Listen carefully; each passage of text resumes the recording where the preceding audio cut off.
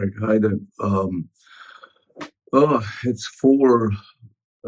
It's 4:44 in the morning. I just got this really shocking news update that I want to share with you. Now, before I do share with you this news, breaking news, I want to tell you. I want to give you a disclaimer. It is serious. This is not clickbait. I'm not doing this just for views. Okay. Before I even share the news, let me tell you the background of how did I get this information and what's the basis for me to share this with you. Now,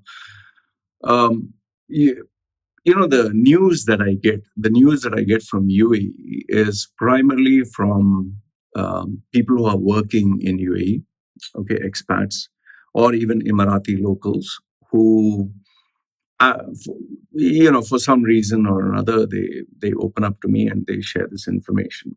Okay, and then there are Emiratis who don't stay in UAE, who live abroad, and they communicate with me on a regular basis. Okay, and out of these Emiratis and Arabs, Emiratis and Arabs who communicate with me, there are also expats, but predominantly the real big stuff, the real exclusive stuff is normally not given to me by expats. They're given to me by Emiratis and Arabs. Okay, they have insider information and they get this information, it goes down the grapevine.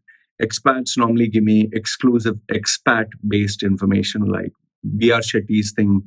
I came to know even before it was put in Al Jazeera, and I shared this with you guys.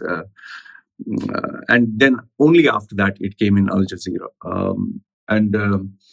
So expat-based news like Yusuf Ali's things and stuff like that, I get it from expats.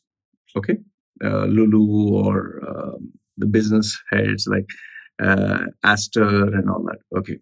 Big houses and companies and all that. Now, when you're talking of UAE in terms of something related with government policy, something related with the ruling family, this I get it from Arabs and Emiratis. Okay. Now, you'll ask the question: why should someone trust you? Why should someone give it to you? That is individual. Okay. Now, out of the information that is given of the royal family, there are either people who have worked for the royal family and they left, or they know somebody who works there, and that is the information that they share. Now, this particular information with regards to Sheikh Mohammed's health, I got it from, let's say, Arab/Emirati, and I didn't. And I'll tell you honestly, my first reaction was, I don't believe this. Okay, I don't believe this because obviously, whenever you receive any shocking news related to a person's health, like especially the person is dead or dying, or some shocking thing happened, or someone died, or stuff that can be really, really shocking. Like even when Sheikh Mohammed's daughter, that incident was taking place, I was, you get bits and pieces of this information, but you tend to be very scared. You have to be scared because this is not information you can just play around. These are not people you can play around with, mind you. Okay. And yes, there is a fear, like, not only, forget the Jamal Khashoggi kind of fear. There is a fear that, am I doing this responsibly? So, that fear is always there. Like when I spoke about Sheikh Khalifa, his health was completely gone, or is he dying? You can check my video. I posted that. And later on, Sheikh Khalifa was not to be seen. This was given to me by Emirati. He was not to be seen. And eventually, when he did appear publicly, they had MBZ and Sheikh Mohammed sitting with Sheikh Khalifa, but he looked like a shell of his former self, like how he used to look, like heavy and big, saggy face, and he looked big. now his teeth were jutting out. He was like this. He was like literally like a vegetable, So they said, the rumor was he was in a coma and he was dying or he was dead. But now, yes, he turned out to be alive, but he's no more the person that you'll never see him give a public address. Never. And he's always like, always smiling. And there is something wrong. Okay. So now, coming to Sheikh Mohammed's health, this is Sheikh Mohammed's health update. This guy, this Arab/Emirati, he told me, Loy, this is the exact words. Okay, this is the exact words of the conversation I had with him. What he told me is, Loy, are you aware of the fact? No, Loy, I want to give you something really shocking. I was like, yeah, please go ahead. So, I thought it was Expo 2020 and all that. And then he said, Sheikh Mohammed, do you know that Sheikh Mohammed has 4 to 5 months to live? 4 to 5 months to live. Immediately, my reaction was, listen, this is rubbish. Okay, this is absolute rubbish. 3 to 4 months, like, what are you talking about? Like, so he said, no, I'm telling you facts. I'm serious. So his tone was serious. And this is a very reliable guy, very, very reliable guy. He's not a guy who calls me up and, for games and, just to give me bullshit. So I said, who did you get this information from? Obviously, who did you get this information from? And, the next question was, 4 months from where? From now to 4 months? So he said, this is what I can tell you. This a person who knows the Zayed family, and the person means the person who knows the Zayed family very closely, who has been extremely close with them. That is number one. He got the information from them. And the second person that he got that means he didn't get from the Sheikh Mohammed's family. So Sheikh Zayed's family, that's what he told me. And either they're working with them or they're very close to them. And the second one is, I'll put the link down below. There is one Arab media person. There's one Arab media person.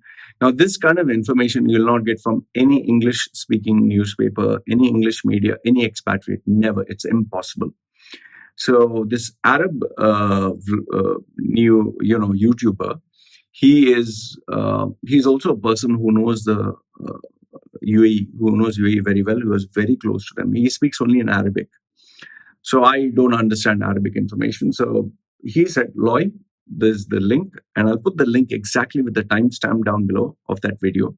He says in Arabic, that Sheikh Mohammed's health is really bad. He has 4 months, 4 to 5 months or 3 to 4 months more. Okay. His health is failing very badly. And then, I was trying to connect the dots. Now, if this information is true, let's have a look what's happening. So, my mind started to go, okay, Sheikh Mohammed was cycling. We saw him cycling. So that should show health. Obviously, he's cycling. We don't know if it's a motorized cycle. But then I thought about Expo 2020. He didn't give a speech. If you actually notice, Expo 2020, and I said this, Expo 2020, if you see my video, you'll notice I have commented on Sheikh Mohammed's health. I've commented on Sheikh Mohammed's physique over there, that he looked pretty frail. He looked very thin, and he was twitching his fingers. Like, when his hand was down, he was just doing, twitching. And I kind of picked that up because I observed, like, MBZ was at least taking a video. He was living that moment. But Sheikh Mohammed was not. He was just standing there. And imagine, this was Sheikh Mohammed's dream to have Expo 2020. He didn't look very happy. He didn't look very illuminated. He just looked very quiet. And the thing that really concerned me, the part that I was really worried, is because that the culture minister, he gave the opening speech. Then you had that, Expo representative manager or whatever, director or whatever, that guy. And then it was Fazza who spoke. Now, Fazza he doesn't have the charisma of Sheikh Mohammed. Fazza doesn't have that aura. Don't get me wrong. I'm not trying to bash up Fazza. Fazza is his own personality. But Faza is more like a cute boy kind of thing. He doesn't look like a man. He doesn't look like, Sheikh Mohammed has that personality, like Sheikh Zayed had that personality. So he just spoke, and he gave general talk here and there. It really made me think, why did Sheikh Mohammed not speak? Because Sheikh Mohammed loves to communicate. You see his Twitter, he's always communicating. You see his public appearances, he's always communicating. And Expo 2020 is his pet project. It's his baby. It's his dream. Like even when they had that sending the man to sending the man to moon, to space, not to moon, and the Mars mission, Sheikh Mohammed spoke. But then Expo 2020, where he put his blood, sweat, and tears, where they bid for it, it is such a prestigious moment for UAE, especially Dubai. It's Dubai's saving grace for economic investments. Everything. It was Expo 2020. He did not speak, and if you notice, he has not spoken since. Now, I don't know. Maybe after this video, he will speak, or because obviously I'm also a guy who adds the narrative. So obviously, they are paying attention even to my channel. So that really left me concerned. Like, is something wrong? And now, if you actually look at it, Sheikh Mohammed he's 70 plus. He's 72 or 70, whatever. He's getting pressure from UK for this Pegasus software. NSO, I just put a video. Now they're keeping away from him. It seems even the Queen distanced herself from Sheikh Mohammed. And you even have this, there's even this news or rumor flying around that if Sheikh Mohammed lands in UK, he can even have legal charges pressed against him. They're saying he'll get arrested or he'll get jailed, which I don't believe. But I do believe that there will be repercussions, which is why even in USA, he can't go to USA because, you're talking of you're talking of the media saying that you have been spying, you have been doing this illegal thing, using the software illegally. It's like it's an offense. So maybe they can prove me wrong. Can Sheikh Mohammed go to UK? Can he actually step into UK and go there? I doubt he can go there because now it seems in the Queen has distanced herself from him. Latifa and him have a major problem. Would he be called to court? So I doubt he'll go to UK. So everywhere I see, people, like they say, there is always a saying: when the lion who the herd feared, when the lion is injured, that is when all of them get to gang up together to attack him. So for me personally speaking, I this, it's not a secret. I admire Sheikh Mohammed. I like him. I think he's a great leader. I think he's a fantastic businessman, a great branding strategist. Yes, he has drawbacks in terms of as a husband, as these things. Nobody's perfect. We live in a day and age where everyone wants you to be perfect in everything.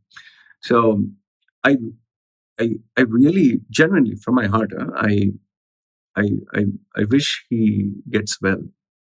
I wish this news is not true. To be honest with you, I wish this news is not true.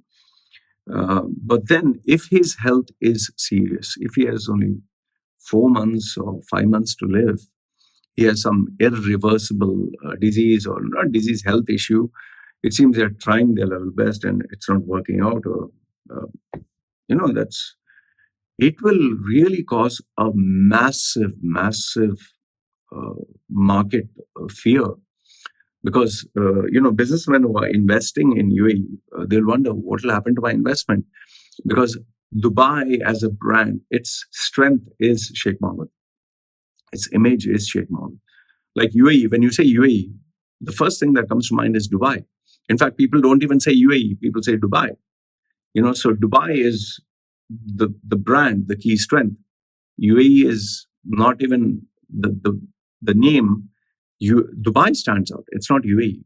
Burj Dubai, even what is now called Burj Khalifa, it was actually Burj Dubai.